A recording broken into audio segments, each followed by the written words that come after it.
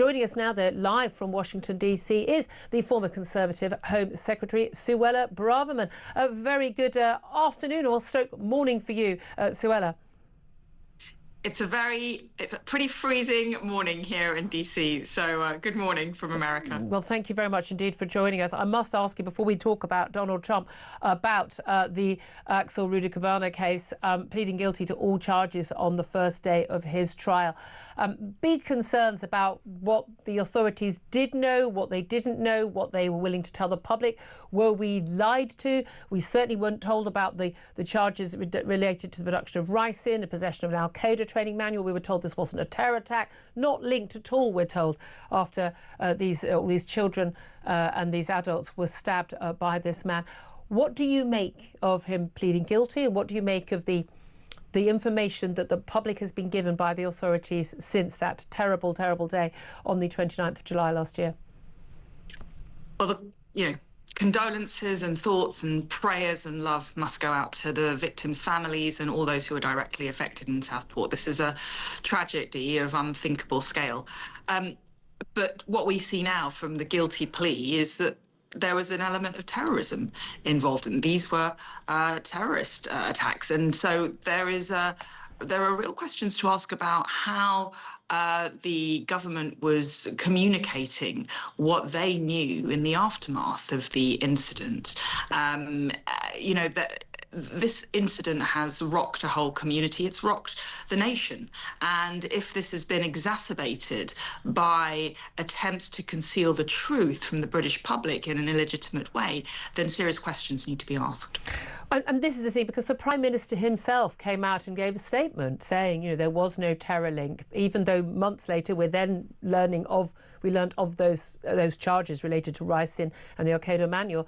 But they wouldn't have been found, months later in his home. I would find that utterly extraordinary if that were the case.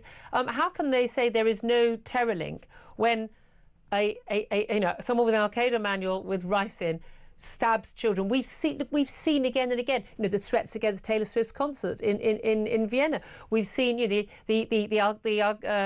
attack that we saw, the terror attack on the concert at the Manchester Arena.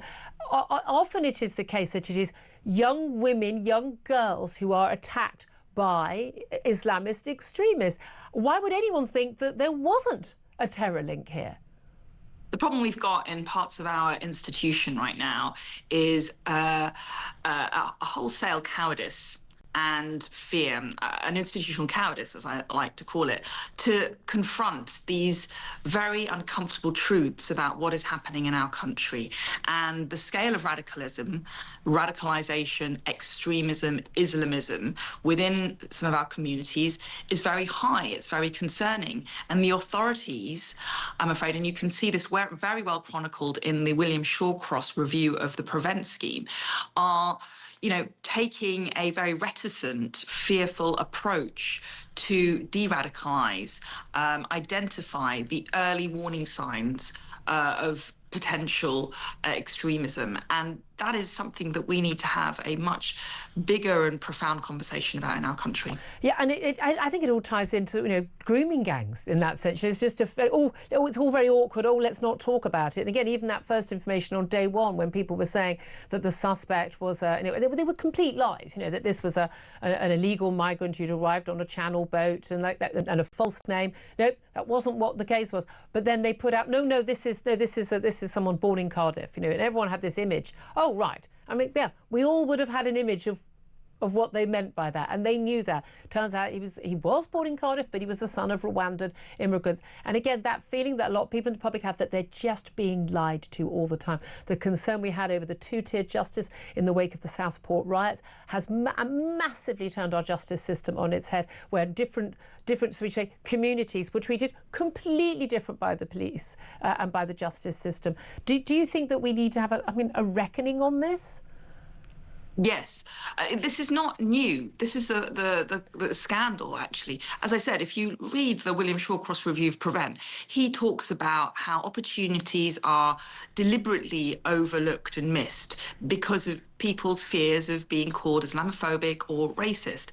He talks about a real culture of fear, because people who are professionals in the police, in our counter-terrorism policing, in our frontline services dealing with these kinds of situations, are actively withdrawing from doing their job because they're scared of being called racist. Yep. And we can see the tragic consequences of that fear. And unfortunately, this is a corollary effect of mass migration and a failure of a robustness within our law enforcement. Yeah, indeed. And again, it's now been revealed that this young boy, again, missed, pictures of him, choir boy, all this, he'd actually been excluded from his secondary school at one point for a violent incident involving a hockey stick. So, I mean, does suggest that, he wasn't quite the little innocent little choir boy that had been played out in the press.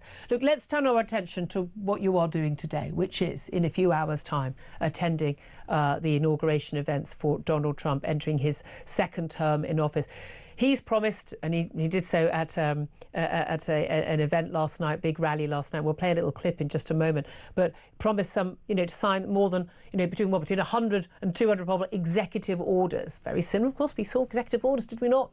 From every president. Joe Biden did plenty on his first day. Let's have a little listen and a watch to what Donald Trump said at the rally last night about the sort of things that he will be signing executive orders on. We're going to stop the invasion of our borders.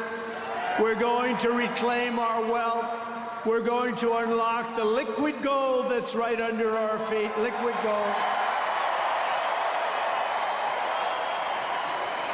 We're going to bring back law and order to our cities. We're going to restore patriotism to our schools, get radical left, woke ideologies the hell out of our military and out of our government. And we are going to make America great again. I have to say, Suella Braverman, nothing there I don't like. What do you make of these promises?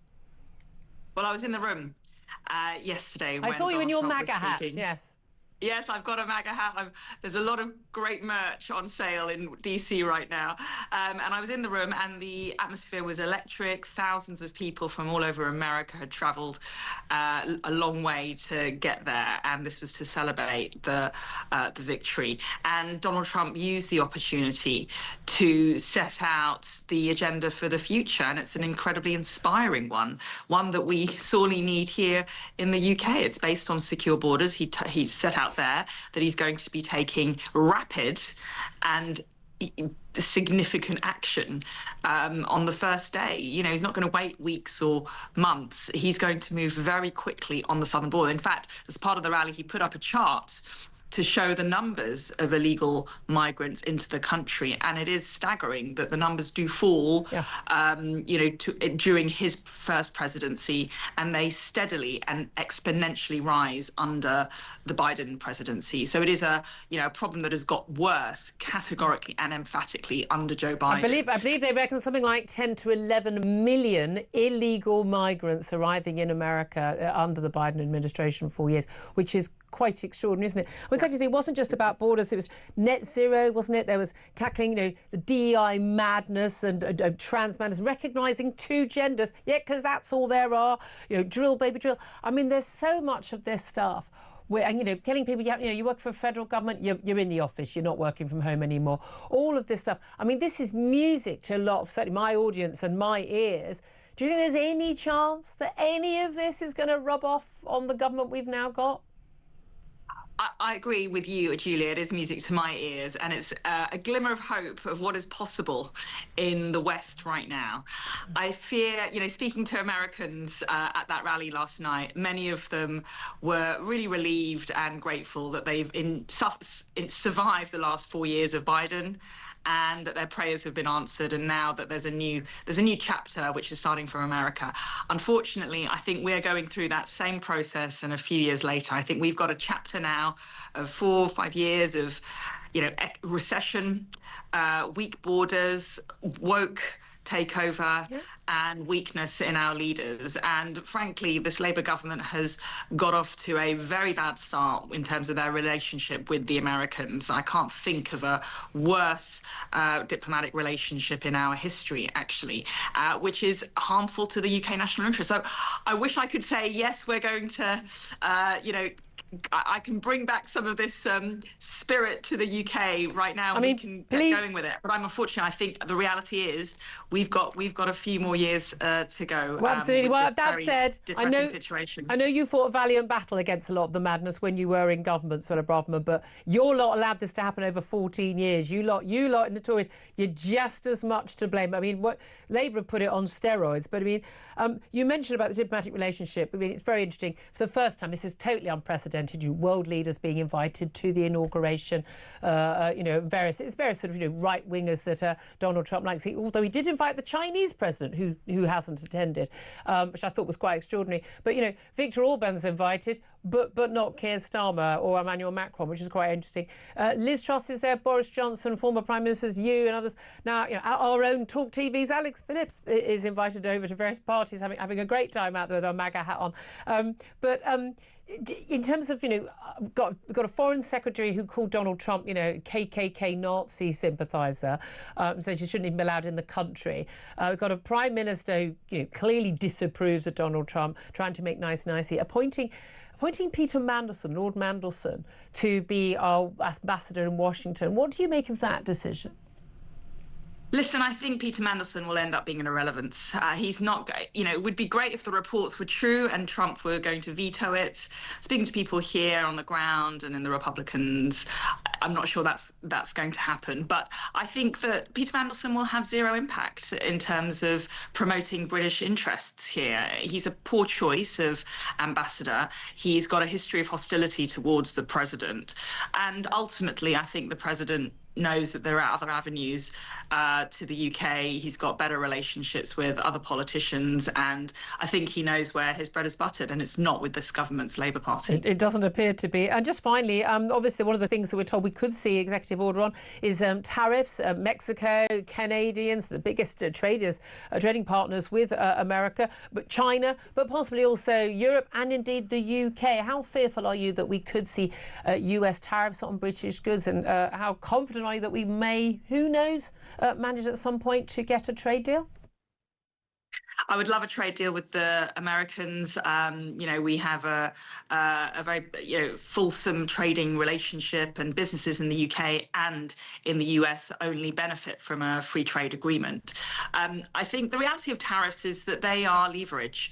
And if you look at how Donald Trump used tariffs in his first presidency, he did so in a way to exercise political capital, uses political capital in his diplomatic efforts, and I think it can be very, very effective from an American point of view. I think that we need to take Donald Trump seriously. America is back, frankly, and that is a good thing for the UK overall. It's a good thing for the West, and it's a good thing for the world in terms of our global security. We have to work hard to consolidate our relationship. I'm fearful that this government will achieve very little in that respect, but it's incumbent on those of us who do have good relationships to make the most of them with the Americans. Very much in agreement on that. Suella Braverman, a former Home Secretary, over in DC, a very cold DC, that inauguration ceremony taking place indoors.